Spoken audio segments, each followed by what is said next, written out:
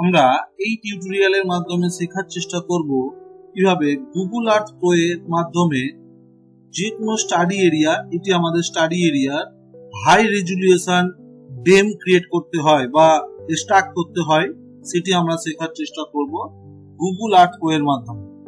এর জন্য আমরা প্রথম আমাদের যে স্টাডি এরিয়া রয়েছে এটি .shp ফাইল অর্থাৎ সেভ ফাইলের স্টাডি এরিয়া, এই ভেক্টর ফাইলকে আমরা গুগল আর্থ প্রোতে ওপেন করব।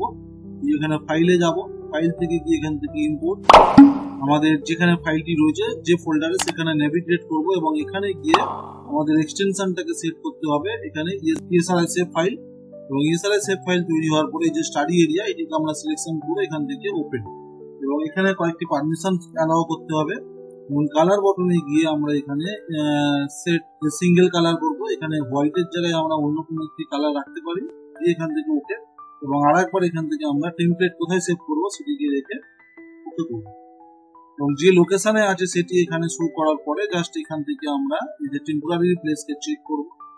টেম্পোরারি প্লেসকে চেক করলে আমরা দেখতে পাচ্ছি এটি আমাদের স্টাডি এরিয়া। আমরা এই স্টাডি এরিয়ার উপর ডেম ফাইল তৈরি করব। এর জন্য আরেকবার আমরা আমাদের যে স্টাডি এরিয়া রয়েছে, যে স্টাডি এরিয়া সেভ ফাইল, এর উপর আমরা রাইট ক্লিক করে প্রপার্টিস যাব এবং প্রপার্টিসে গিয়ে যে স্টাইল অ্যান্ড কালার, এখানে গিয়ে লাইন কালারটাকে আমরা রেড রাখবো। লাইন কালারকে রেড রেখে একটু পারলে এটাকে আমরা থিকনেসটাকে বাড়িয়ে দেবো এবং ফিল কালার যেটি রয়েছে তার অপাসিটিকে আমরা এখান থেকে 0 করে দেবো। দেন এখান থেকে আমরা ওকে। এই হলো আমাদের আউটলাইন স্টাডি এরিয়া। আমরা এখান থেকে যে লেভেলগুলো রয়েছে এই মুহূর্তের জন্য আমরা লেভেলগুলোকে বন্ধ করতে পারি, শুধু ট্যালেন্টটাকে অন রাখবো। এখানে আমরা ডেম ফাইল তৈরি করব। এই জায়গার উপর ডেম ফাইল তৈরি করার জন্য আমাদের প্রথম আমরা টেম্পোরারি প্লেস যে রয়েছে উপর রাইট ক্লিক করে অ্যাড থেকে গিয়ে আমরা যে পাথ রয়েছে এটি অথবা উপরে যে টুলবার অপশন রয়েছে এখান থেকে আমরা এই যে পাথ অপশন রয়েছে দিয়ে কোনো একটা নাম দিতে পারি। আমরা নাম দিলাম, দেওয়ার পরে জাস্ট লেফট ক্লিক, মাউসের লেফট ক্লিককে আমরা drag and drop continuously press করে আমরা আমাদের যে স্টাডি এরিয়া রয়েছে তার যে সারাউন্ডিং এরিয়া এবং ইনক্লুডিং স্টাডি এরিয়াতে যত বেশি আমরা পারবো পয়েন্ট কালেক্ট করব। এখান থেকে এভাবে লেফট ক্লিককে, মাউসের লেফট ক্লিককে প্রেস অ্যান্ড ড্র্যাগ, এভাবে আমরা maximum to maximum point collection করে নেওয়ার পরে এখান থেকে অথবা পাথ এখান থেকে ড্রয়িং করে নেওয়ার পরে এখানে আমরা ওকে করব এবং এটি তৈরি হয়ে গেছে। দেন আমরা এই যে আমাদের নাম দিয়েছিলাম এর উপর আমরা রাইট ক্লিক করব করে সেভ প্লেস অ্যাজ, এই যে সেভ প্লেস অ্যাজ, এখানে গিয়ে আমরা ডেস্কটপ হোক যে কোনো জায়গায় আমাদের রেখে আমরা এটাকে KML ফাইলে কনভার্ট করব। KML এ দিয়ে এখান থেকে আমরা সেভ করে দেবো। জাস্ট গুগল সার্চ ইঞ্জিন থেকে গিয়ে আমরা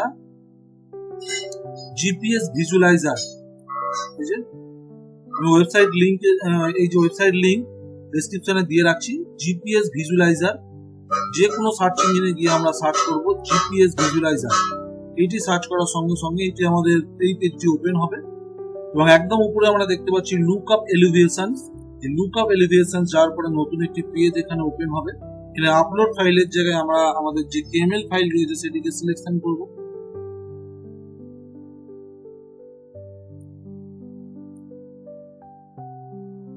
এবং আউটপুট ফরম্যাটের জায়গায় এখানে আমরা প্লেন টেক্সটকে সিলেকশন করব এবং ইউনিটটা অবশ্যই এখানে মেট্রিক দিয়ে আমরা কনভার্ট অ্যান্ড এলিভেশন। ফাইনালি আরো একটি নতুন পেজ এখানে ওপেন হয়েছে। আমরা দেখতেই পাচ্ছি ডাউনলোড লিংক এখানে শো করছে এবং এখানে আমাদের ল্যাটিটিউড লঙ্গিটিউডের সঙ্গে সঙ্গে যে অল্টিটিউড এখানে ইন মিটারে শো করছে, এই যে দেখতে পাচ্ছি।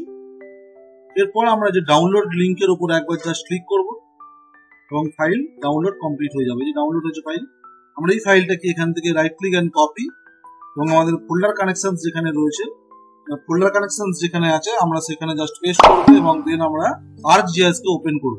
পর আমরা আমাদের যে ডেটা অর্থাৎ প্লেন টেক্সট ফাইল এটি আমাদের কাছে, এটিকে আমরা জাস্ট ড্র্যাগ অ্যান্ড ড্রপ করব এবং এটি ওপেন হওয়ার পরে আমরা এর উপর রাইট ক্লিক করব করে নিচে গিয়ে দেখব ডিসপ্লে XY ডেটা এবং ডিসপ্লে XY ডেটা উইন্ডোটি ওপেন হওয়ার পরে আমরা X ফিল্ডকে লঙ্গিটিউড, Y ফিল্ডকে ল্যাটিটিউড রেখে এখানে গিয়ে এডিট অপশনে গিয়ে আমরা এই যে জিওগ্রাফিক কোঅর্ডিনেট সিস্টেমস এর মধ্যে যাব এবং ওয়ার্ল্ডে যাব এবং এখানে নিচে গিয়ে দেখতে পাবো WGS 1984, এটিকে সিলেকশন করে ওকে এবং এখান থেকে ফের একবার ওকে। দেখতেই পাচ্ছি পয়েন্ট ফাইল তৈরি হয়েছে, কিন্তু এই পয়েন্টটা টেম্পোরারি বেসিস পয়েন্ট ফাইল। সেই জন্য আমরা এর উপর একবার রাইট ক্লিক করবো, করে এখানে ডেটাতে যাব, ডেটায় গিয়ে এক্সপোর্টে যাব।